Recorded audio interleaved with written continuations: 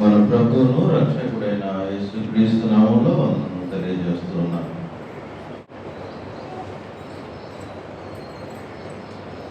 దేవుని యొక్క మహాకృపను బట్టి, దేవుని యొక్క దయను పొందిన వారమై మరి యొక్క ప్రభు దినమందు మనందరమును సంఘముగా ఆయన సన్నిధిలో చేరి ఆయనను ఆరాధించే మరియు ఆయన వాక్యమును జ్ఞానమును నేర్చుకునేటువంటి గొప్ప అవకాశాన్ని మనం దేవుని ద్వారా పొందినటువంటి విధానాన్ని బట్టి దేవునికి కృతజ్ఞతాస్తుతులు చెల్లింపబోతున్నాం. సో మనము పాఠములోనికి వెళ్దాం. పోయిన వారము మనం కొన్ని విషయాలు గమనించాం. మనం నేర్చుకునేటువంటి పాఠము ఏమిటది? దేవుని యొక్క వాక్యము చేత,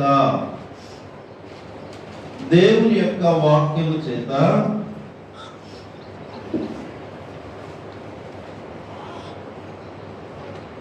ఆత్మ సంబంధముగా బలపడుట మరియు ఫలమును ఫలించుట మరియు రూపాంతరము చెందుట, అంతే కదా, ఈ మొదలగు కార్యాలు జరుగుతూ ఉంటాయి దేవుని యొక్క వాక్యము చేత. సో దీనికి పోయిన వారము మనం గమనించినటువంటి అంశం ఏమిటంటే, దేవుడు మనల్ని ఏ విధంగా ప్రోత్సహిస్తూ ఉన్నాడు లేకపోతే హెచ్చరిక చేస్తున్నాడు అని చెప్పేసి అంటే, మనము ప్రతి దినము పరీక్ష చేసుకోవాలి. 4 రకాలైనటువంటి పరీక్షలు ఉన్నాయి. ఎన్ని రకాలు?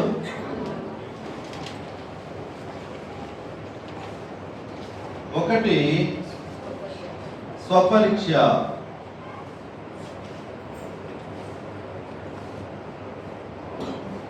అంటే తన్ను తాను పరీక్షించుకుంటున్నా, తన్ను తాను పరీక్షించుకొనుట.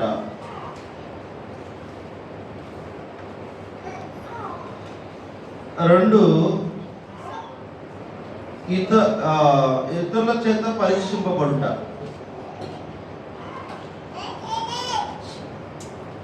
ఇతరుల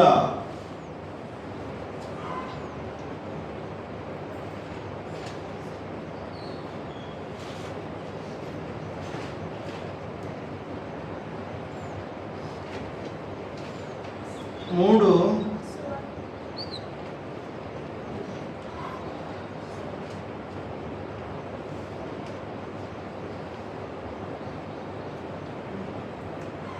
సువార్తికునిచ్చే.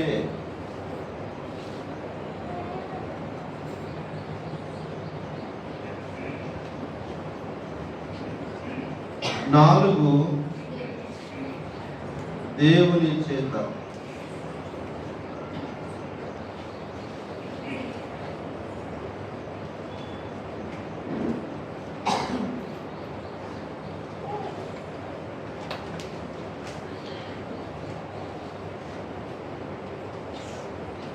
ఈ 4 పరీక్షలు నిత్యము జరగవలసినటువంటి పరీక్షలు. 4 పరీక్షలు నిత్యము జరగవలసినటువంటి పరీక్షలు. మరి పోయిన వారం ఎన్నో తారీఖు? ఆదివారం రోజు 21. ఈరోజు 31, 28. మరి ఈ వారం రోజుల్లో వీటిలో ఈ మొదటి దాన్ని ఏమైనా ట్రై చేశారా?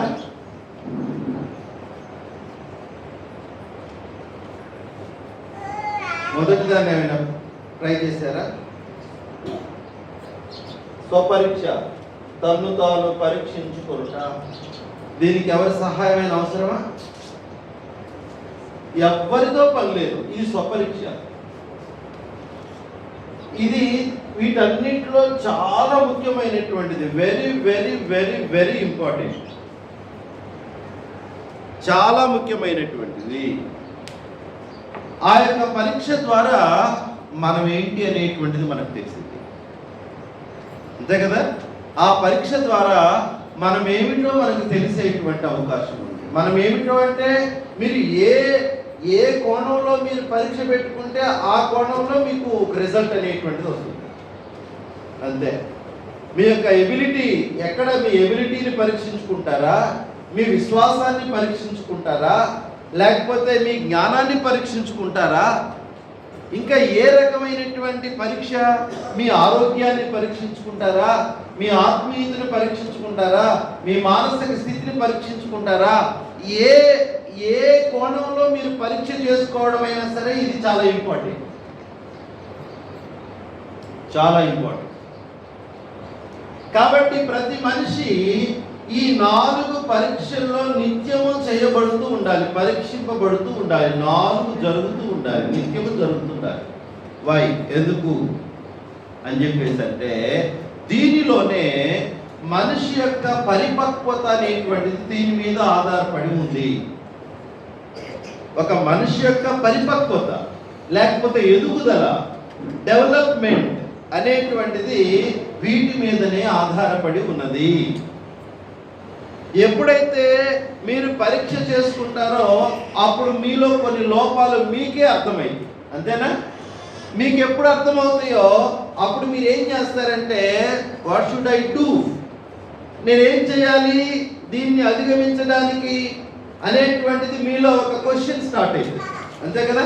నేనేం చేయాలి దీన్ని అధిగమించడానికి అని చెప్పేసి మీలో ఒక ప్రశ్న లేవనెత్తబడుతుంది, లేకపోతే తలెత్తుతుంది. సో ఆ ప్రశ్న మిమ్మల్ని దేని కొరకు పురికొల్పుతుంది అని చెప్పేసి అంటే ఆ ప్రాబ్లమ్ని రెక్టిఫై చేయడానికి మీరు ఏం చేయాలని మీకు ఒక థాట్ వస్తుందో దాన్ని చేయడానికి ఇది మిమ్మల్ని ఎంకరేజ్ చేస్తుంది. ఈ ఆలోచన వింటున్నారా? అర్థమవుతుందా? అర్థం కాకపోతే నాకు చెప్పండి, నేను మళ్ళీ చెప్తా. కానీ నేనైతే ఇక్కడ టైం పాస్కి చెప్పట్లేదు, కాలక్షేపానికి చెప్పట్లేదు. నేను చెప్పే ప్రతి మాట చాలా చాలా ముఖ్యమైనది, చాలా చాలా ముఖ్యమైనది. దేవుని వాక్యమును వింటున్నటువంటి మనము, పరలోకము నుండి వచ్చినటువంటి దేవుని యొక్క వాక్యాన్ని వింటున్నటువంటి మనము ఎందుకు మార్పు చెందకుండా ఇలాగే ఉన్నాము అనేటువంటి ఒక సమస్యను గురించి మనం ఆలోచన చేస్తున్నాం. దానికి మనం ఏం చేయాలి, ఎక్కడ లోపం ఉంది అనేటువంటి దాన్ని వెతికేటువంటి పనిలో మనం ఉన్నాం. దానిలో మనకు అర్థమైంది ఏంటి అని చెప్పేసి అంటే, ఇదిగో ఇవి బయటపడుతున్నాయి, ఇదిగో మనం స్వపరీక్ష చేయబడట్లేదు, ఎవరైనా మనల్ని పరీక్ష చేస్తున్నా కానీ మనకు ఒప్పుకోవట్లేదు. మనం అబ్జర్వ్ చేస్తుంటే ఒప్పుకుంటావా, నీది నువ్వు చూసుకోరాదు అని చెప్పేసి అంటున్నాం. అదే విధముగా ఒక సువార్థికుని చేత పరీక్షింపబడేటువంటి విషయంలో కూడా ఒక సువార్థికుడు మీలో ఏమైనా లోపాన్ని గమనించి మిమ్మల్ని హెచ్చరించే ప్రయత్నం చేస్తే ఆ సువార్థికుడు ఉద్దేశపూర్వకంగా మిమ్మల్ని అన్నట్టుగా మీరు క్రియేట్ చేసుకుంటున్నారు. ఆ సువార్థికుడు కావాలని మిమ్మల్ని నిందించినట్టుగా లేకపోతే నేరం మోపుతున్నట్టుగా మీరు క్రియేట్ చేసుకుంటున్నారు. కానీ సువార్థికుడు ఎవరు అని చెప్పేసి అంటే, మిమ్మల్ని దేవుని యొక్క మార్గంలో ఆత్మ సంబంధమైనటువంటి విధానంలో మిమ్మల్ని బలపరిచేటువంటి దేవుని యొక్క దాసుడు కదా. He is the only responsible person of your spiritual development. అంతే కదా? మీ యొక్క ఆత్మ సంబంధమైనటువంటి విషయంలో ఆయన చాలా బాధ్యత కలిగినటువంటి వ్యక్తిగా వ్యవహరించేటువంటి ఒక దేవుని దాసుడు ఆయన.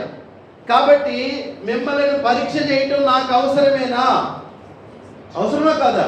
మిమ్మల్ని నేను పరీక్ష చేయకుండా నేను ఎట్లా మీకు ఏం చెప్పాలా, నెక్స్ట్ ఏం చెప్పాలి, వీళ్ళకి ఏం చెప్పాలనేటువంటిది నాకు ఎలా అర్థమవుతుంది?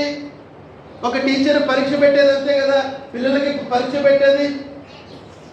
దట్స్ వై, దాని కొరకే నేను మిమ్మల్ని పరీక్ష చేయాలి. నేనే కాదు, ఏ దైవజనుడైనా సరే ఆ పని చేయాలి. ఎవరైనా సరే ఆ పని చేయట్లేదు అంటే ఈజ్ నాట్ రైట్ పర్సన్. ఆయన సరైనటువంటి దైవజనుడు కాదు అని చెప్పేసి నేను ధైర్యంగా చెప్పగలను. రైట్. ఇక దేవుని చేత పరీక్ష ఏంటి? ఇది దేవుడు చేసే పని కాబట్టి దాని గురించి మనం మాట్లాడేటువంటి పని అంత శక్తి, అంత ధైర్యం మనకు లేదు, అంత సాహసం మనం చేయకూడదు. ఎందుకంటే ఆయన నిత్యం మనల్ని ఏం చేస్తుంటాడు? ఆయన పని ఆయన చేస్తూనే ఉంటాడు. ఇవన్నీ మనుషులు చేసే పనులు కాబట్టి దీని గురించి మనం మాట్లాడతాం. దేవుడు చేసే పని గురించి మనం మాట్లాడేటువంటి ఆ అర్హత మనకు లేదు. ఎందుకంటే ఆయన పని ఆయన ఖచ్చితంగా చేస్తాడు. ఆయన పని ఆయన ఖచ్చితంగా చేస్తాడు, దాంట్లో ఎటువంటి అనుమానం లేదు. సో ఇది మీరు చేసే పని, ఇది ఇతరుల చేత మీరు చేయబడే పని, ఇది నేను చేసే పని. ఇంతకీ అల్టిమేట్ గోల్ ఏంటి? What is our goal? What is our goal? ఆత్మ సంబంధమైన ఎదుగుదల.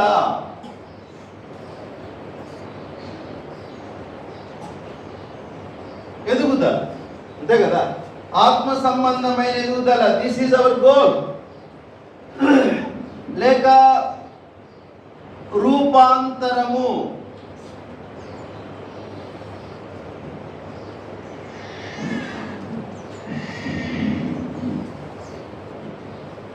లేక క్షేమాభివృద్ధి.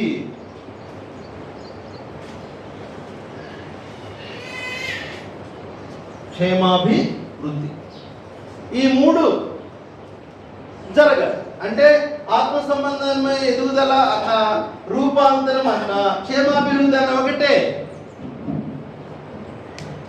ఒకటే. So this is our goal.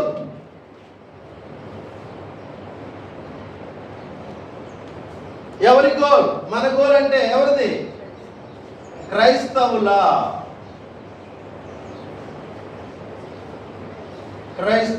లక్ష్యం. క్రైస్తవుల లక్ష్యం అది. ఈ లక్ష్యాన్ని చేరుకోవడానికి మనం ఇక్కడ ఉన్నాం.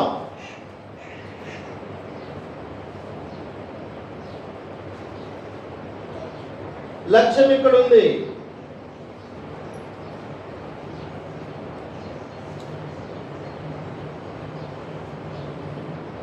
ఈ లక్ష్యాన్ని చేరుకోవడానికి ప్రతిదినం ప్రయాణం చేయాల్సిందేనా? అంతే కదా? అంటే ఇక్కడ నుండి ఇక్కడికి ప్రయాణం చేయాలి అంటే ఇది కంటిన్యూస్గా ఒక ప్రాసెస్ జరగాలి. అంతే. ఇక్కడ ప్రతి దినము ఆ లక్ష్యాన్ని చేరుకోవడానికి ఆ గమ్యాన్ని చేరుకోవాలి అని చెప్పేసి అంటే ప్రతి దినము ఆ యొక్క ప్రాసెస్ జరగాల్సిందే. కాబట్టి మనం ప్రతి దినం ఏం జరగాలి అంటే ప్రతి దినము ఎదగవలసిందే.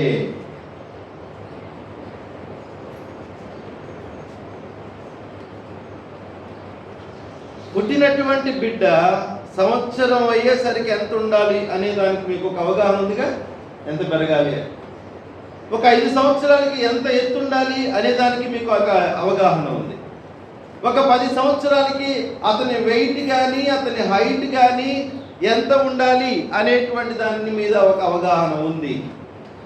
డాక్టర్ ఏం చేస్తాడు? మీరు పీడియాట్రిషియన్ దగ్గరికి వెళ్తే ఏం చేస్తాడంటే వెయిట్ వేస్తాడు. ఏది? ప్రిస్క్రిప్షన్లో. అంతే కదా? ఆయన రాసేటువంటి ప్రిస్క్రిప్షన్లో హైట్ వేస్తాడు, వెయిట్ వేస్తాడు. ఈ రెండు వేస్తాడు, హైట్, వెయిట్. దాన్ని చూసిన తర్వాత దాన్ని బేస్ చేసుకొని ఆయన దగ్గర ఒక మ్యాప్ ఉంటుంది. ఆ మ్యాప్ ద్వారా ఈ అబ్బాయి వయసుకి తగినట్టుగా ఎదుగుదల ఉందా లేదా అని చెప్పి చూసి, లేకపోతే అప్పుడు కొన్ని సూచనలు సలహాలు చేస్తాడు. అంతే కదా? సో ఇప్పుడు మనం బాప్తిసం తీసుకున్న దగ్గర నుండి ఇప్పటి వరకు ఎన్ని దినాలు అయినాయో, ఎన్ని దినాలు గడిచాయో దీన్ని మనం వయసు అనొచ్చునా? వయసా కాదా? ఎస్, పుట్టినాం. బాప్తిసం అనేటువంటిది కొత్తగా జన్మించడమా లేదా? ఎవరేం మాట్లాడలేదు. అమ్మా వెనక వినపడుతుందా? ఈ 2 మైకులు తీసట్టు వెనక పెట్టండి వచ్చేవారు. పెద్ద అమ్మా వినపడుతుందా మీకు? Right, very good.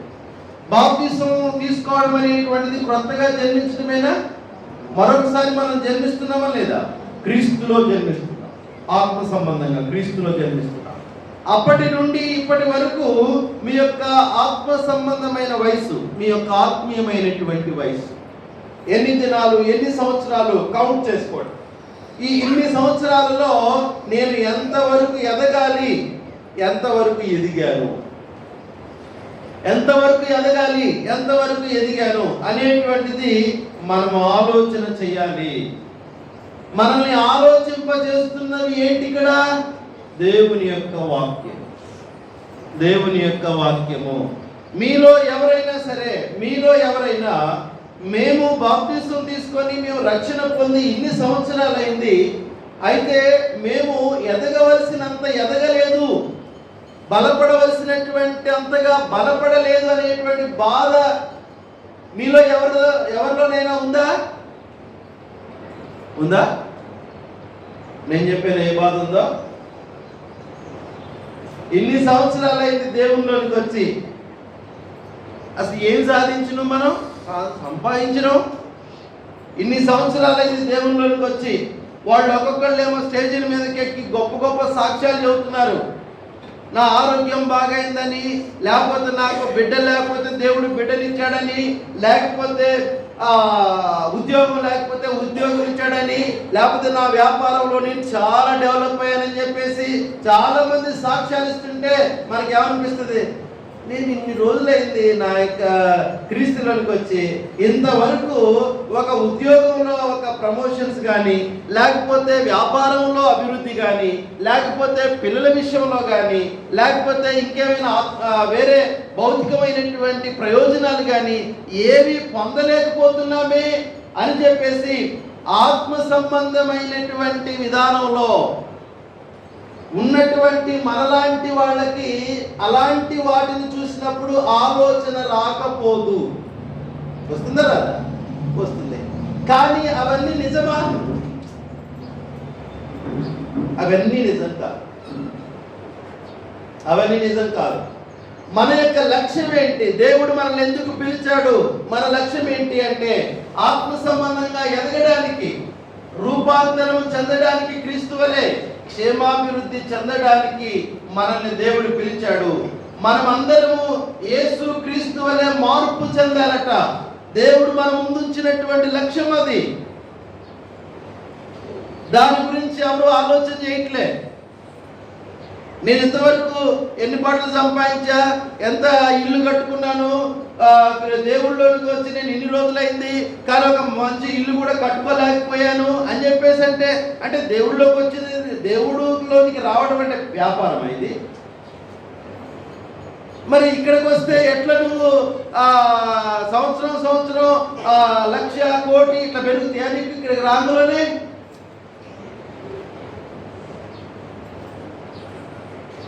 ఇక్కడికి రావడం వల్ల ఒక ప్రయోజనం ఏంటి అంటే, దేవునిలోనికి రావడం వల్ల, క్రీస్తులోనికి రావడం వల్ల ప్రయోజనం ఏంటి అంటే, ఒకవేళ ఇంకొక రకంగా ప్రయోజనం ఉంది. ఏ విధంగా అంటే, ఒకవేళ నీ దురలవాట్లు మానడం వలన, నీ దురలవాట్లు మానడాన్ని బట్టి అప్పుడు నీ దురలవాట్లకు ఎంతెంతైతే ఖర్చు పెట్టావో ఇప్పుడు ఆ ఖర్చులు ఏవి ఉండవు, అవన్నీ మిగులుతాయి. అంతేగా, మిగిలిపోతాయి. నువ్వు క్రీస్తులోనికి రావడం వలన నీవు క్రమశిక్షణ నేర్చుకుంటావు. ఈ క్రమశిక్షణ వలన ఏం చేస్తామంటే, సోమరి వలె పండుబోతుల్లాగా, నిద్రపోతుల్లాగా మనం పండుకొని పని చేయకుండా ఉండేటువంటి ఒక దురలవాటు మానిపోయి పని చేయటం ప్రారంభిస్తాం. పని చేయటం ప్రారంభించినప్పుడు ఆటోమేటిక్గా మనకేం వస్తాయి? డబ్బులు వస్తాయి. డబ్బులు వచ్చినప్పుడు సంతృప్తిగా మన కుటుంబం తినొచ్చు, లేకపోతే మిగిలించుకొని ఇంకేమైనా చేయొచ్చు. ఈ రకంగా ప్రయోజనాలు ఉన్నాయిలే. కానీ ఇంకొక రకంగా దేవుడు ఇగో మీరు క్రీస్తులోనికి రాగానే నేను మీకు అదిస్తా, ఇదిస్తా అని చెప్పేసి ఏమైనా ప్రామిసెస్ చేస్తున్నాడా? ప్రమాణాలు చేస్తున్నాడా? వాగ్దానాలు ఏమైనా చేస్తున్నాడా? ఒకవేళ ఆ విధమైనటువంటి వాగ్దానాలు చేస్తున్నాడని ఒకవేళ మీకు ఎవరైనా చెప్పినట్లయితే వాడు అబద్ధికులు అనేటువంటిది మాత్రం మర్చిపోమారు. వాడు మీతో అబద్ధం ఆడుతున్నారు, మిమ్మల్ని మోసం చేస్తున్నారు. ఇప్పుడు జనాలందరూ మోసంలోనే బ్రతుకుతున్నారు. కాబట్టి అలాంటి వాటిని నమ్మమాట. మనకి ప్రయోజనం ఉంది. కానీ ఎలా అని చెప్పేసి అంటే మనం క్రీస్తులోనికి వచ్చిన తర్వాత క్రమమైనటువంటి జీవితాన్ని మనం జీవించడం ద్వారా, జ్ఞానమును సంపాదించడం ద్వారా ఎక్కడ దేనికి ఖర్చు పెట్టాలో, ఎక్కడ పని చేయాలో, ఎక్కడ పని చేయకూడదో, పని చేసినటువంటి దాన్ని ఎంత ఖర్చు పెట్టుకోవాలి అనేటువంటి ఒక క్రమాన్ని నేర్చుకోవడం ద్వారా మనలో ఒక డిసిప్లిన్, క్రమశిక్షణ పెరుగుతుంది. కుటుంబంలో పెరిగినటువంటి క్రమశిక్షణ అనేటువంటిది ఏం చేస్తుంది అని చెప్పేసి అంటే మనల్ని ఆర్థికంగా బలపరుస్తుంది. ఇది ఇంకొక కోణం. వాళ్ళు చెప్పే కోణం తప్పు, ఈ కోణం కరెక్ట్. ఆర్థికంగా బలపరుస్తుంది. కాబట్టి ప్రియులారా, దేవుని యొక్క ఉద్దేశం అయితే మనల్ని ఆర్థికంగా కోటీశ్వరులు చేయాలనో, లక్షాధికారులు చేయాలనో కాదు. మనల్ని ఆత్మ సంబంధమైనటువంటి ఆశీర్వాదములు, ఆత్మ సంబంధమైనటువంటి ఐశ్వర్యము మనకి ఇవ్వాలని చెప్పేసి దేవుడు అనుకుంటున్నాడు.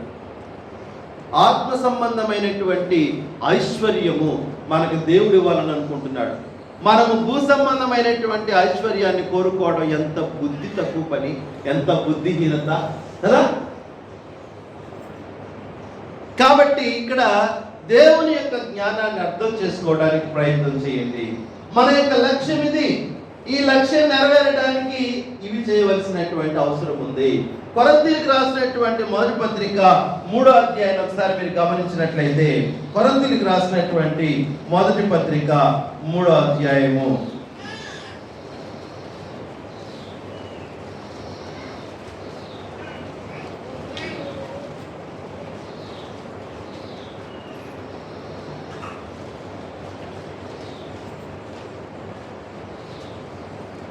1 నుండి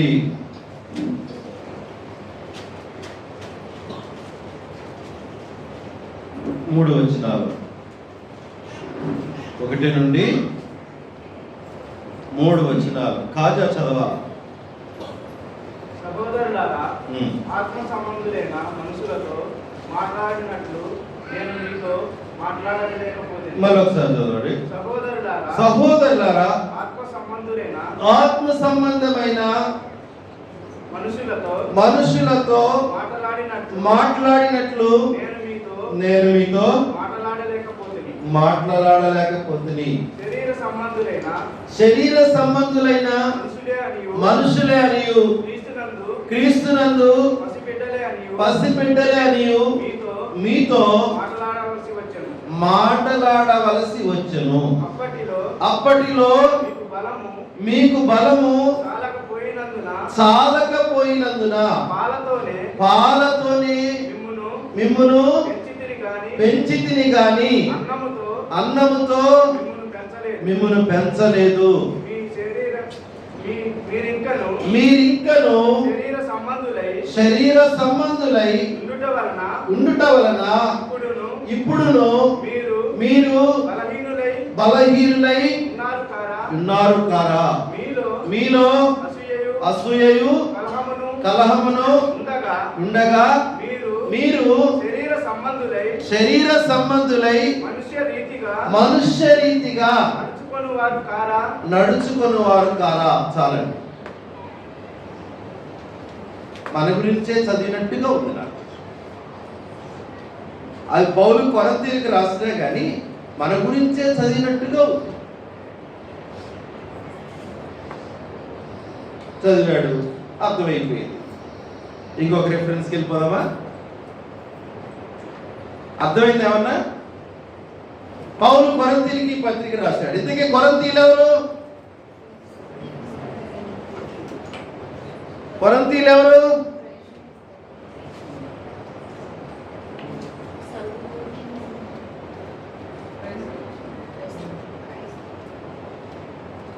ఎవరి దగ్గర బైబిల్ ఎవరి దగ్గర ఉన్నాయి? చేతులు పైకి లేపండి ఒకసారి. బైబిల్ ఎవరి దగ్గర ఉన్నాయి? Bible very good. చాలా బైబిల్ ఉన్నాయి. కొరింథీయులు ఎవరు అని చెప్పేసి అంటే 1వ అధ్యాయం 1వ వచనాన్ని ఒకసారి చదవండి. దేవుని చిత్తము వలన యేసుక్రీస్తు అపోస్తలుడుగా ఉండుటకు పిలువబడిన పౌలును సహోదరుడైన సొస్తెనోసును కొరింథీయులోనున్న కొరింథీలోనున్న దేవుని సంఘమునకు అనగా క్రీస్తు యేసునందు పరిశుద్ధపరచబడిన వారై పరిశుద్ధులుగా ఉండుటకు పిలువబడిన వారికి మనకును ప్రభువుగా ఉన్న మన ప్రభు అయిన యేసు క్రీస్తు నామమున ప్రతి స్థలములో ప్రార్థించు వారందరికీ శుభమని చెప్పి వ్రాయినది. ఎవరికి రాస్తున్నాడు తెలుసా? కొరింథీలో ఉన్నటువంటి దేవుని సంఘానికి, కొరింథీలో ఉన్నటువంటి పరిశుద్ధులుగా ఉండుటకు పిలువబడినటువంటి వారికి రాస్తున్నాడు. కొరింథీలో ఉన్న, జాగ్రత్తగా గమనించండి, కొరింథీలకు రాసిన మొదటి పత్రిక అంటే ఈ పత్రిక కొరింథీలో ఉన్న సంఘానికి రాసింది. కొరింథీలందరికి కాదు, కొరింథీలందరికి కాదు. కొరింథీలందరంటే ఎవరు వస్తారు? దానిలో ఉన్న మొత్తం ఆ ప్రాంతంలో నివసించేటువంటి వారు అందరూ వస్తారు. కానీ అందరికీ కాదది ఆ పత్రిక. ఎవరికి అంటే కొరింథీలో ఉన్నటువంటి దేవుని సంఘానికి, క్రీస్తు యేసునందు పరిశుద్ధపరచబడి పరిశుద్ధులుగా ఉండుటకు పిలువబడినటువంటి వారికి, మరియు ప్రతి స్థలములో ప్రార్థించు వారందరికీ శుభమని చెప్పి రాస్తూ ఉన్నాడు. రైట్. సో ఇక్కడ మీరు గమనించవలసిన విషయం ఏంటంటే కొరింథీలో ఉన్నటువంటి పరిశుద్ధులకే రాస్తున్నాడు. వాళ్ళు క్రైస్తవులే, వాళ్ళు ఆల్రెడీ క్రైస్తవులే. కానీ 3వ అధ్యాయంలో 1వ వచనంలో ఏమంటున్నాడో చూడండి. సహోదరులారా, ఆత్మ సంబంధులైన మనుషులతో మాట్లాడినట్లు నేను మీతో మాట్లాడలేకపోతిని. శరీర సంబంధులైన మనుషులే అనియు క్రీస్తునందు పసిబిడ్డలే అనియు నేను మీతో మాట్లాడవలసి వచ్చను అని అంటున్నాడు. అంటే వాళ్ళు క్రైస్తవులు అని చెప్పేసి అన్నప్పుడు ఆత్మ సంబంధమైన మనుషులు కాదా? దయచేసి అర్థం చేసుకోవడానికి ప్రయత్నం చేయండి. ఆత్మ సంబంధమైన మనుషులు అంటే ఎవరు? క్రైస్తవులు, దేవుని సంఘము, క్రీస్తు సంఘము, పరిశుద్ధులుగా ఉండుటకు పిలువబడినటువంటి వారు, క్రీస్తు రక్తంలో కడగబడినటువంటి వారు. నా ప్రశ్న మరలా వినండి. ఆత్మ సంబంధులైన మనుషులు అంటే ఎవరు? కదా. కానీ పౌలు ఏమంటున్నాడో చూడండి. నేను మీతో ఆత్మ సంబంధులైన మనుషులతో మాట్లాడినట్లు మాట్లాడలేకపోతిని అంటున్నాడు. అది ఇక్కడ సమస్య, అది సమస్య. నేను దీన్ని పోల్చి మరొకటి చెబుతా. నేను మీతో క్రైస్తవులతో మాట్లాడినట్టుగా నేను మాట్లాడలేకపోతిని. అవునా? తర్వాత ఎదిగిన వారితో మాట్లాడినట్టుగా నేను మీతో మాట్లాడలేకపోతిని.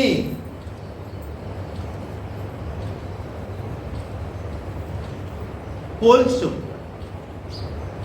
అంటే ఆత్మ సంబంధమైనటువంటి మనుషులతో మాట్లాడినట్టు నేను మాట్లాడలేకపోతిని అంటే వాళ్ళు ఎలా ఉన్నారట? క్రీస్తునందు పసిబిడ్డలుగా ఉన్నారు. శరీర సంబంధులైన మనుషులు ఎలా ఉంటారో అలాగే ఉన్నారట. అదే ఉంది అక్కడ. చూడండి ఒకసారి, మళ్ళా చూడండి. శరీర సంబంధులైన మనుషులే అనియు క్రీస్తునందు పసిబిడ్డలే అనియు మీతో మాట్లాడవలసి వచ్చును. సమస్య ఉందా అక్కడ? ఈ కొరింథీయులలో సమస్య ఉందా లేదా? ఉంది. ఆత్మ సంబంధమైనటువంటి మనుషులతో, శరీర సంబంధులైన మనుషులతో మాట్లాడినట్టుగా మాట్లాడవలసిన పరిస్థితి పౌలుకి వచ్చిందంటే వాళ్ళు ఎలా ఉన్నారని అర్థం? శరీర సంబంధుల్లాగా ఉన్నారని అర్థం. వాళ్ళు క్రీస్తునందు పసిబిడ్డల్లాగా ఉన్నారని అర్థం. వాళ్ళు క్రీస్తునందు పసిబిడ్డల్లాగా ఉన్నారని అర్థం. ఇప్పుడు ఒక ప్రశ్న. నిజంగా పౌలు వాళ్ళ యొక్క ఆత్మ సంబంధమైనటువంటి పరిస్థితులను, వాళ్ళ యొక్క ప్రతి ఆలోచనను, వాళ్ళ యొక్క క్రియలను పరీక్షించి వాళ్ళు ఏ స్థాయిలో ఉన్నారో చెప్పగలుగుతున్నాడు అంటే వాళ్ళని కొలవగలుగుతున్నాడా? వాళ్ళ ఆత్మీయమైనటువంటి ఎదుగుదలను కొలిసే పనిలో ఉన్నాడా లేదా? కొలవగలుగుతున్నాడు. వాళ్ళని పరీక్షిస్తున్నాడా? వాళ్ళని గమనిస్తున్నాడా? రైట్. సో నిజముగా వాళ్ళ ఆత్మల ఎడల అక్కర కలిగినటువంటి వాడు కనుక పౌలు వాళ్ళు ఏ స్థాయిలో ఏ స్థితిలో ఉన్నారో చెప్పగలుగుతున్నాడు. అవునా కదా? ఈరోజు చాలా మంది బోధకులు, నువ్వు వారం మొత్తం నువ్వు ఎటన్నవో నాకు సంబంధం లేదు, ఆదివారం వచ్చి కనబడంతే. నరలేదా? ఆదివారం వచ్చి కనబడు, మిగిలినటువంటి వారం నువ్వు ఎటన్నవో, నువ్వు ఏడన్న చావు, నువ్వే పనన్నా చేసుకో, నువ్వు ఏ ఊరన్నా పో, ఎక్కడికన్నా పో, నాకు సంబంధం లేదు అంటున్నాడు. కానీ పౌలు చూడండి ఏమంటున్నాడు తెలుసా? వాళ్ళు ఏ స్థితిలో ఉన్నారో చెప్పగలుగుతున్నాడు ఆయన. మీరు ఆత్మ సంబంధమైనటువంటి మనుషుల్లాగా లేరు, మీరు శరీర సంబంధులైనటువంటి మనుషుల్లాగా ఉన్నారు. ఎందుకు అంటే మీరు ఇంకా క్రీస్తునందు పసిబిడ్డల్లాగానే ఉన్నారు. క్రీస్తునందు పసిబిడ్డలు అంటే ఎవరు?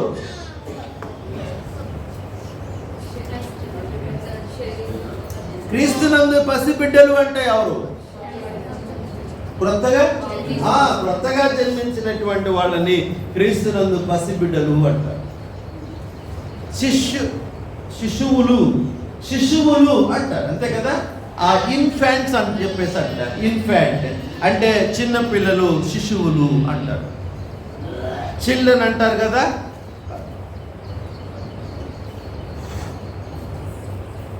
కాబట్టి ఇప్పుడు కొరంతీల పరిస్థితి ఏంటి అంటే వాళ్ళు ఆత్మ సంబంధంగా ఎదగలేదు. వాళ్ళు ఆత్మ సంబంధంగా ఎదగలేదు, ఎదగటానికి కూడా ప్రయత్నం చేయట్లేదు. నేను ఇక్కడ మీకు చెప్పినటువంటి విషయాన్ని ఒక ఉదాహరణకి కొరంతీల దగ్గరికి వెళ్ళి నేను మీకు ప్రతి దాన్ని కూడా చెప్తున్నాను. వాళ్ళు ఎదగటానికి కూడా ప్రయత్నం చేయట్లేదు. ఎందుకో తెలుసా? ఎందుకంటే వాళ్ళు ఎలా ఉన్నారో వాళ్ళకి అర్థం కావట్లేదు. వాళ్ళలో లోపం ఉందనేటువంటిది కూడా వాళ్ళకి అర్థం కావట్లేదు. వాళ్ళు ఏ స్థితిలో ఉన్నారనేటువంటిది కూడా వాళ్ళు ఆలోచన చేయలేకపోతున్నారు. అందుకనే వాళ్ళలో ఇంకా ఏ విధమైన ఎదుగుదలను ఎదురు చూడడం కూడా అది బుద్ధిహీనత అవుతుంది. నేనేమంటున్నాను, ఎందుకు వాళ్ళ గురించి చదువుతున్నామో తెలుసా? కొరంతీల గురించి చదువుకొని పోవటానికి కాదు మనం వచ్చింది. కొరంతీల గురించి చదివి, తెస్సలోనికైల గురించి చదివి మనం ఎలా ఉన్నాము మనం పరీక్షించుకొని మనం ఎలా ఉన్నాము అనేటువంటి దాన్ని, అంటే వాళ్ళని బట్టి మనం ఒకసారి చూసుకొని మనం ఎలా ఉన్నాము అనేటువంటి దాన్ని వాళ్ళకి మనకి పోల్చుకొని, ఒకవేళ మనం కూడా వాళ్ళలాగానే ఉంటే ఖచ్చితంగా మనం మారాల్సి ఉంది అని గుర్తించడానికి, ఒకవేళ మనలో ఏమి మార్చుకోవాలో ఆలోచన చేసి ఆ విషయంలో మార్పు చెందడానికి ఏం చేయాలి అనేటువంటి దాన్ని వెతకడానికి మనము వీటన్నిటిని పరిశీలిస్తున్నాం, అంతే కదా? This is not a story book. ఇది కథల పుస్తకం కాదు కథలు వినిపోవడానికి, కథల పుస్తకం కాదు కథలు వినిపోవడానికి. లేకపోతే నేను అక్కడ ఇక్కడ ఆ కథ ఈ కథ చెప్పి నేను మిమ్మల్ని గంట తర్వాత మిమ్మల్ని వదిలిపెట్టి ప్రభురాత్రి భోజనం ఇస్తే నాకు ఏమీ ఒరగదు.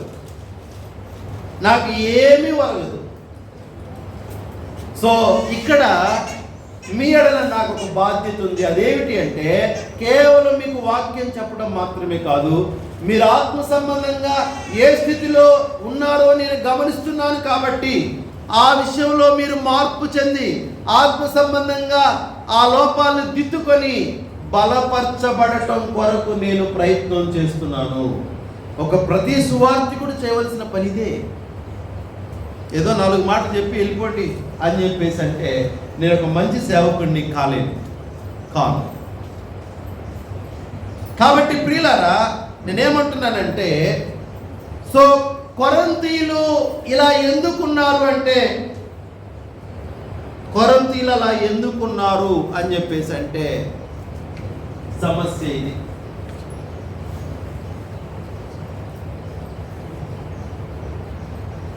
అంతేనా? సమస్య అది. కొరింథీయులు అలా ఎందుకున్నారంటే, వాళ్ళు ఎలా ఉన్నారో వాళ్ళకి అర్థం కావట్లేదు. అసలు వాళ్ళని పరీక్షించుకుంటేనే కదా వాళ్ళకి అర్థమయ్యేది. వాళ్ళని పరీక్షించుకుంటే నేను ఎలా ఉన్నాను అనేటువంటిది అర్థమవుతుంది. కానీ వాళ్ళు పరీక్షించుకునేటువంటి పరిస్థితులు లేరు. ఒకవేళ మనం కూడా మనం పరీక్ష చేసుకోకపోతే మనం కూడా ఉన్న స్థితిలోనే ఉండిపోతాం. అంటే మనకేం అర్థం కాదు, ఇక మనకు ఆ ఆలోచన కూడా రాదు. ఎప్పుడైతే మనలో లోపం ఉంది, అది దిద్దుకొనవలసిన లోపము అని మనకు అర్థమవుతుందో వెంటనే కార్యాచరణ ప్రారంభిస్తాం. దానికి సంబంధించినటువంటి కార్యాచరణని ప్రారంభిస్తాము. ఉదాహరణకి మీ చేతికో కాలికో ఏదో ఒక బబుల్, లేకపోతే ఒక ఏమంటుంది దాన్ని, బెందు, ఒక గడ్డ కనబడుతుంది. మీరు దాన్ని ఏం చేస్తున్నారంటే, ఏదో పులిపిరనో లేకపోతే ఏదో మామూలుగా ఒక వేడి గడ్డనో చూసి వదిలేశారు.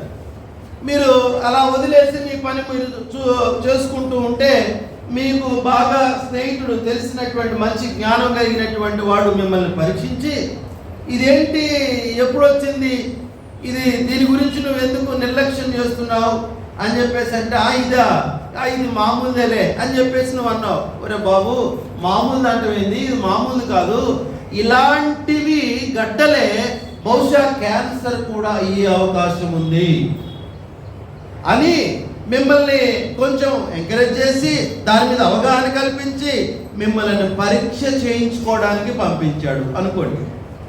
ఇక్కడ ఏం జరిగింది అంటే, మీరు సాధారణంగానే ఉన్నాము, ఇది మామూలుదే అని చెప్పేసి అనుకొని ఏ మాత్రము కదలిక లేకుండా ఉన్నటువంటి మిమ్మలను పరీక్ష కొరకు పంపించింది ఎవరు అంటే, మీ మిత్రుడు. ఎవరైతే అవగాహన కలిగి ఉన్నారో వాళ్ళు అది సాధారణమైనటువంటిది కాదు, ప్రమాదకరమైంది అని చెప్పేసి ఎప్పుడైతే అతడు పరీక్షించి చెప్పాడో, అప్పుడు మీరు టెస్ట్ కొరకు వెళ్ళారు, ట్రీట్మెంట్ కొరకు వెళ్ళారు.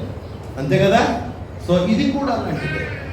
మన యొక్క జీవితంలో మనం చేస్తున్నటువంటి కార్యాలు, మనం కలిగి ఉన్నటువంటి కొన్ని, ఒక 3వ వచనంలో చూడండి, మీలో అసూయ, కలహము ఇలాంటివన్నీ ఉండగా మీరు శరీర సంబంధులైనటువంటి మనుషులే అంటున్నాడు. అర్థమవుతుందని నేనేం చదువుతున్నాను? మనలో కొన్ని కార్యాలు చూసి మనం ఏ స్థితిలో ఉన్నామో చెప్పగలగాలి. మన లక్షణాలు చూసి, మన కొన్ని ఏమంటుంది దాన్ని, మనలో ఉన్నటువంటి మన అలవాట్లు చూసి, మన యొక్క మాటలు చూసి, మన యొక్క తలంపులను చూసి మనం ఏ స్థితిలో ఉన్నామో ఎదుటివాడు మనల్ని చెప్పగలగాలి. ఆ విధంగా చెప్పగలిగినప్పుడు వెంటనే మనలో రియాక్షన్ స్టార్ట్ అవుతుంది, స్పందన స్టార్ట్ అవుతుంది. నేనేమంటున్నానంటే, ఇప్పుడు మన మాటలు మన కుటుంబ సభ్యులకు అర్థమవుతున్నాయి కదా. మిమ్మల్ని ఎవరైనా హెచ్చరించారా? కుటుంబ సభ్యులు హెచ్చరిస్తారా? మామూలుగా క్యాజువల్గా మాట్లాడుకుంటాం, నవ్వుకుంటాం, ఆడతాం, పాడుతాం, తర్వాత రకరకాలుగా అబద్ధాలు ఆడతాం, ఒకరితో ఒకరు అబద్ధాలు ఆడతాం, దాన్ని కవర్ చేయడానికి ఒక అబద్ధాలు ఆడతాం, దీన్ని కవర్ చేయడానికి ఒక అబద్ధం ఆడతాం, కాసేపు అబద్ధాన్ని కూడా నవ్వుకుంటాం, అబద్ధం ఆడి కూడా నవ్వుకుంటాం. అంటే ఇది మనకు అసలు తప్పు అని అనిపిస్తుందా? అనిపించదు. ఒకవేళ మీ కుటుంబంలోనికి ఒక కొత్త వ్యక్తి ప్రవేశించాడు, అతను ఒక దైవజనుడో లేకపోతే ఒక ఆత్మ సంబంధమైనటువంటి ఎదిగినటువంటి వ్యక్తి కూర్చొని మీరు మాట్లాడుకునేటువంటి మాటల్ని గమనించి ఆ తర్వాత నేరుగా మీతో చెప్పడం, ఒకవేళ ఇబ్బంది పడతారేమో అని చెప్పేసి ఫోన్ చేసో మళ్ళీ దారిలో కలిసినప్పుడు మీరు మాట్లాడుకునే మాటలు నేను గమనించా, లేకపోతే మీ ఇంట్లో ఒక వాతావరణాన్ని నేను గమనించా, మీ ఇంట్లో పరిస్థితులు బాగలేదు అని చెప్పేసి హెచ్చరిస్తాడు. నిజమా? చెయ్యాలి కూడా. అలా చేసేవాళ్ళు ఉన్నారా?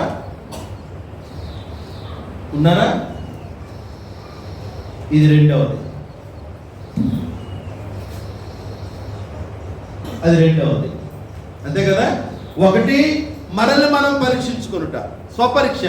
రెండవది ఇతరుల చేత పరీక్షింపబడుట. ఇతరులు మనల్ని పరీక్షిస్తేనే గాని కొన్నిసార్లు మనం మాట్లాడే మాటల్లో దోషం ఉంటుంది అనే విషయం తెలుస్తుంది. నిజమే కదా? చాలాసార్లు గమనించండి, చాలాసార్లు మనకు మనమే నేను బాగా మేనేజ్ చేయగలిగాను కదా, నేను అబద్ధం ఆడి బాగా భలే కన్విన్స్ చేశాను కదా అని మనల్ని మనమే సమర్థించుకునే సందర్భాలు కూడా ఉంటాయి.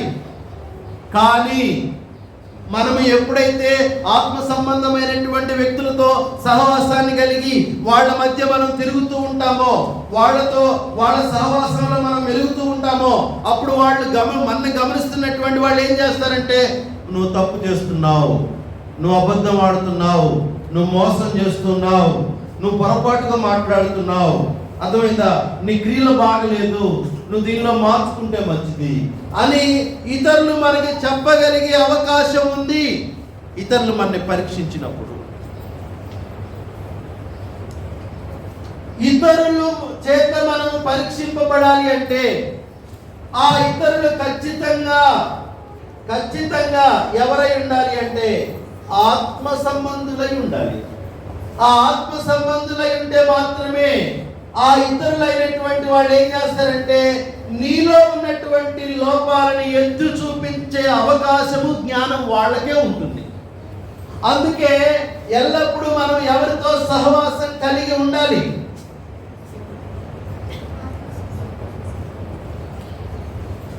ఎవరితో?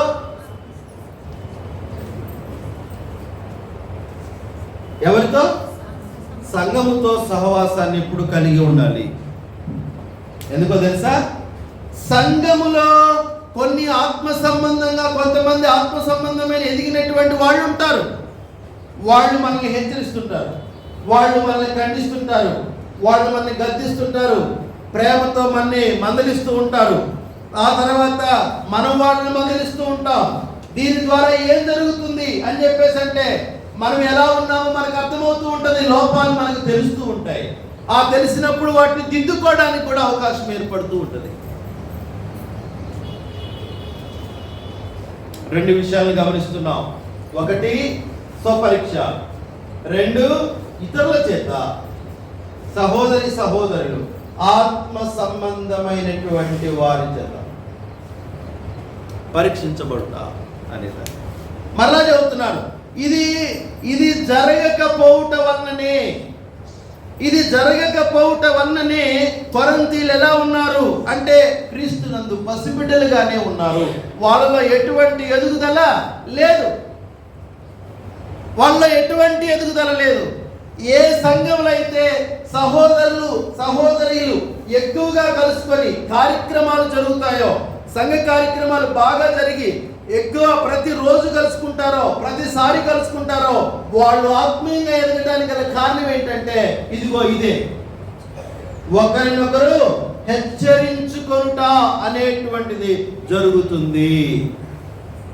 జరుగుతుందా లేదా? ఏప్రిల్కి రాసినటువంటి పత్రిక సమయం అయిపోతుంది. 10వ అధ్యాయము 25వ వచనాన్ని గమనించండి. ఏప్రిల్ 10:25. ఏప్రిల్ 10:25. కొందరు మానుకొనుచున్నట్లుగా సమాజముగా కూడుట మానొద్దు అంటున్నాడు. సమాజముగా కూడుట అంటే సంఘముగా కూటనే కదా అర్థము. మానొద్దు, మానక ఒకరినొకరు హెచ్చరించుచు ఆ దినము సమీపించుట మీరు చూచిన కొలది మరి ఎక్కువగా అలాగ చేయొచ్చు. ప్రేమ చూపుటకును సత్కార్యములు చేయుటకును ఒకరినొకడు పురికొల్పవలెనని ఆలోచించము. ఈ పురికొల్పవలెనను అనేటువంటి మాటకి ఇంగ్లీష్ లో వాడబడిన పదం ఏంటంటే ఎంకరేజింగ్ ఈచ్ అదర్. అవునా కదా? ఎంకరేజ్ అంటే ఇక్కడికి వచ్చినప్పుడు మనం ఏం చేస్తాం?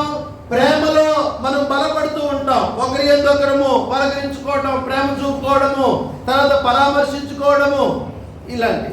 ఆ తర్వాత ఒకరినొకరము మనము పురికొల్పుకుంటా, సత్కార్యములు చేసేటువంటి విషయంలో, హెచ్చరించుకునేటువంటి విషయంలో జరగాలి. ఇది సంఘముగా కూడుకొనుట వలన మాత్రమే ఇది జరుగుతుంది. సంఘముగా కూడుకొనుటలోనే ఇది మాత్రమే జరుగుతుంది. అంతే. మీరు ఎన్నిసార్లు సంఘముగా కూడుకుంటే అన్నిసార్లు మీకు ఆత్మీయమైన ప్రయోజనాలు ఉన్నాయి. ఆత్మీయమైన ప్రయోజనాలు ఉన్నాయి. సంఘముగా కూడుకొనుట వెనుక ఉన్నటువంటి దేవుని ఉద్దేశం ఏంటంటే క్షేమాభివృద్ధి. ఒకరినొకరు మనము హెచ్చరించుకుంటూ ఉంటాం, ప్రేమ చూపుకుంటూ ఉంటాం, ఒకరినొకరు పురికొల్పుకుంటాం, ఎంకరేజ్ చేసుకుంటాం. ప్రతి ఆత్మ సంబంధమైనటువంటి విషయాల్లో కానీ, భూ సంబంధమైనటువంటి విషయాల్లో కానీ, భూ సంబంధమైన విషయాలు అంటే ఆర్థిక పరంగా, ఒకవేళ ఉదాహరణకి మీలో ఒక అన్ఎంప్లాయీస్ ఉన్నారనుకోండి, ఏం చేస్తారు? ఖాళీగా ఉన్నాం బ్రదర్, ఇబ్బందిగా ఉంది బ్రదర్, నాకు ఎక్కడన్నా పని చూడండి అని చెప్పేసి అన్నప్పుడు మనలో ప్రేమ కలిగినటువంటి వాళ్ళు ఏం చేస్తారంటే మా వాళ్ళకి ఒక పని కావాలని చెప్పేసి వాళ్ళకి తెలిసినటువంటి వాళ్ళ దగ్గర వారితో మాట్లాడి వాళ్ళకి ఒక పని ఇప్పించే అవకాశం ఉందా? ఉంది. అదే బయట లోకల్స్లో ఏం చేస్తారు? వీడికి పని ఇస్తే నాకేంటి లాభం, అంతే కదా, కమిషన్ అంతా అనే ఆలోచన చేసేటువంటి వాళ్ళు లోకంలో ఉంటారు. ఇక్కడ మనమైతే ఏం చేస్తామంటే అయ్యో పాపం ఆ సహోదరులు కుటుంబం ఆర్థికంగా ఇబ్బంది పడుతున్నారు, వాళ్ళకి ఏదైనా పని చూపించాలి, లేకపోతే పని ఇప్పించేటువంటి మార్గాన్ని చేయాలి అని. అంటే ఇక్కడ భౌతికమైన ప్రయోజనాన్ని కూడా మనం పొందుతున్నామా? ఎవరేం మాట్లాడలే, పొందుతున్నామా లేదా? ఎస్. సో ఈ విధంగా లాభాన్ని ఆపేక్షించకుండా ప్రేమ చూపగలిగేది కేవలం క్రైస్తవులు మాత్రమే. ధైర్యంగా చెప్పగలను. లాభాన్ని ఆపేక్షించకుండా, స్వార్థాన్ని ఉపయోగించకుండా ప్రేమ చూపి సహాయం చేయగలిగే మనసు కేవలం క్రైస్తవులకు మాత్రమే ఉంటుంది. దీనిలో కమిషన్లు అనేటువంటి బయట వాళ్ళు చూసేది. అవునా కదా? ఎస్. మీరైతే పలానా దగ్గర ఒక ఇల్లుంది బ్రదర్ అని చెప్పేసి చెప్పడానికి ఎంత తీసుకుంటారు? అమ్మేది ఉంది, కొనేది ఉందని చెప్పడానికి మీరు ఎంత తీసుకుంటారు? మనోళ్ళేగా కొండి అంటారు, అవునా? అదే ఒకవేళ బయట వాళ్ళు అయితే ఏం చేస్తారు? కమిషన్ ఉందా లేదా? 1%, 2% కమిషన్లు ఉన్నాయి. ఇది బయట నడుస్తుంది, పెద్ద వ్యాపారం. ఒకప్పుడు ఇది ఫ్రీగా చేసే పని, అవునా? ఇప్పుడు ఇది ఏమైంది? కమర్షియల్ అయిపోయింది. అంటే ఇక్కడ క్రైస్తవులైతే, అంటే మనం దేవుని యొక్క పిల్లలమైతే ఏం చేస్తామంటే మన వాళ్ళకి ఏ అవసరం ఉందో ఆ అవసరాన్ని గుర్తించి లాభము లేకుండా, స్వార్థం లేకుండా వాళ్ళ యొక్క క్షేమాన్ని కానీ వాళ్ళ యొక్క అవసరాన్ని కానీ తీర్చబడే ఒక మార్గాన్ని చూపిస్తాం. లేకపోతే మనం ఏం చేస్తాం? మన వల్ల అయితే చేస్తాం, లేకపోతే ఒక మార్గాన్ని చూపిస్తాం. ఇది ఆత్మ సంబంధమైనటువంటి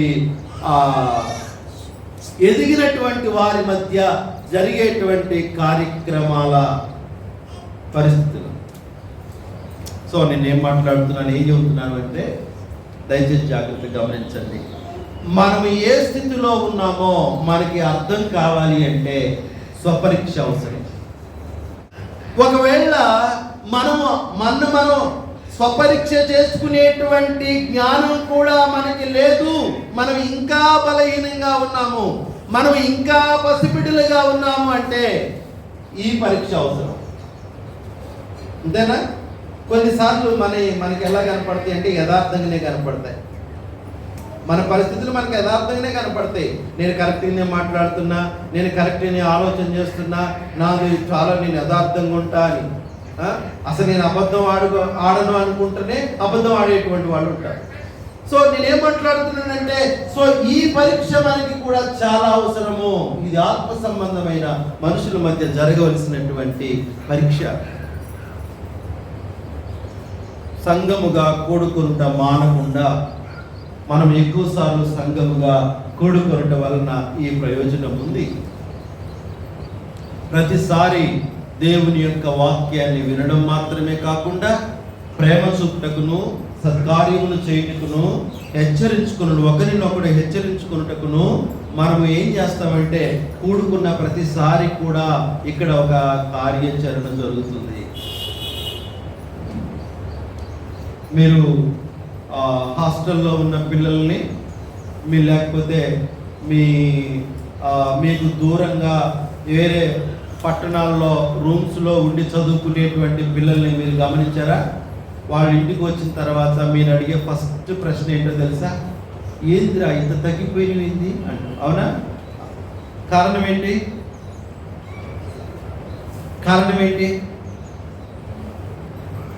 చెప్పండి, మీరు చెప్పండి.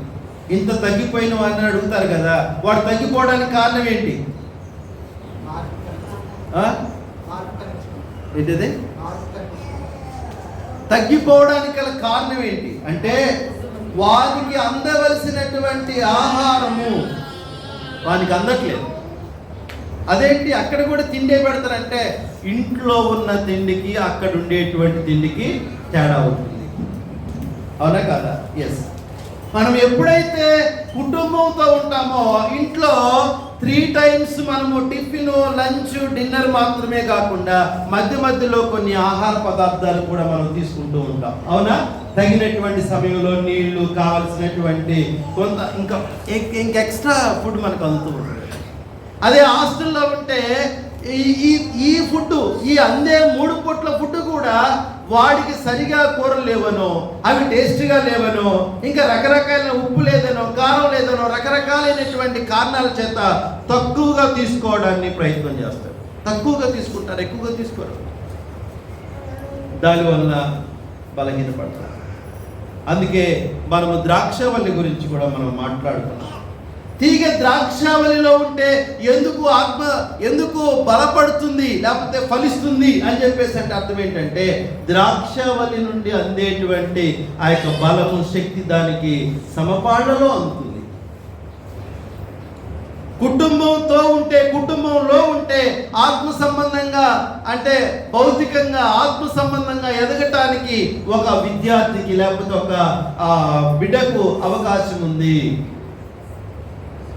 సంఘముతో ఉంటే ఒక ఆత్మకు బాగా ఎదిగేటువంటి అవకాశం ఉంది. ఒక మనుషుడు, స్త్రీయే కావచ్చు, పురుషుడే కావచ్చు. అందుకే సమాజముగా కూడుట మానొద్దు అని చెప్పేసి అంటున్నాడు. సమాజముగా కూడుట మానొద్దు అంటున్నాడు. సమాజముగా కూడుట అంటే సంఘముగా కూడుట మానవద్దు. కొంతమంది ఏం చేస్తారంటే ఆరాధన అనే సమయం ఇట్లా టైం చూస్తారు, మేము వెళ్ళిపోవాలి. ఇక్కడికి వచ్చిన ఉద్దేశం ఏంటంటే క్షేమాభివృద్ధి పొందటానికే నువ్వు వచ్చినట్లయితే నువ్వెందుకు టైం చూస్తున్నావు? బాగా గుర్తుపెట్టుకోండి. ఇక్కడికి వచ్చి నువ్వు టైం చూస్తున్నావు, తొందరగా వెళ్ళాలంటే ఇక్కడుంటే ఎదుగుతావా, అక్కడుంటే ఎదుగుతావా? మరి ఇక్కడ నుండి అక్కడికి వెళ్ళడానికి ప్రయత్నం చేస్తున్నావంటే టీవీలో ప్రోగ్రామ్స్ ఏమైనా మిస్ అవుతున్నావా? లేకపోతే ఇంట్లో ఈ రుచికరమైనటువంటి ఆహార పదార్థాలు ఏమైనా చేసుకోవాలనే ప్లాన్లో ఉన్నావా? లేకపోతే ఇంట్లో ఎవరన్నా నీ యొక్క రక్త సంబంధికులో, బంధువులో వస్తారని చెప్పేసి అపాయింట్మెంట్ తీసుకున్నారా మీ దగ్గర? ఏ కారణం? లేకపోతే ఇంటి పక్క వాళ్ళతో మీరు మీటింగ్ ఒకటి మిస్ అవుతుందా? లేకపోతే మీ ఇంట్లో ఉన్నటువంటి వాళ్ళతోనే మీరు స్పెండ్ చేయాలా? మీ ఇంట్లో ఉన్నటువంటి వాళ్ళతోనే స్పెండ్ చేస్తే ఆయన నిన్ను రైట్ అంటాడు, నిన్ను ఆయన రైట్ అంటాడు. ఒకరినొకడు విమర్శించుకునేటువంటి అవకాశాలు, విమర్శించుకుంటే గొడవే అయింది. కాబట్టి ఇంకా విమర్శించుకునేటువంటి గొడవ ఏమి లేదు, మంచిగా ఎంజాయ్ చేయొచ్చు అని చెప్పేసి అనుకుంటున్నారు ఇంట్లో. సార్ ఆలోచన చేయండి. ఎక్కడ మనము ఆత్మ సంబంధమైనటువంటి మనుషులతో ఎక్కువగా సమయాన్ని కేటాయిస్తామో, గడుపుతామో అక్కడ మనము ఆత్మీయముగా బలపడడానికి అవకాశం ఉంది. లేకపోతే నేను అయిపోయిందిగా, ఇక్కడ చేయవలసిన పని అయిపోయిందిగా, ఇక నేను బయలుదేరతా అని బ్యాగు తీయటం, చెప్పులు తీయటం, ఇలాంటివి చాలా మంది దగ్గర నేను అబ్జర్వ్ చేస్తా ఉన్నా.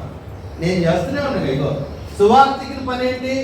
ఈ పరీక్ష నేను ఎల్లప్పుడూ నా పని ఈ పనిలోనే ఉంటాను. నేను ఎందుకంటే నా పని ఉంది కదా, ఆ పనిలో నేను ఉంటా. ఎవడి వెంటనే చెప్పులు చేస్తాడు, ఎవడి వెంటనే బ్యాగులు వేస్తాడు, ఎవడి వెంటనే వెళ్ళటానికి మూమెంట్ చేస్తా ఉన్నాడు. కొంతమంది అబద్ధాలు చెప్పి కూడా వెళ్ళిపోతారు. నాకు అర్జెంట్ పని ఉంది, లేకపోతే వేరే పని ఉంది, లేకపోతే ఇంట్లో ఒక పని ఉంది అని చెప్పేసి అబద్ధాలు కూడా చెబుతారు వెళ్ళిపోవటానికి.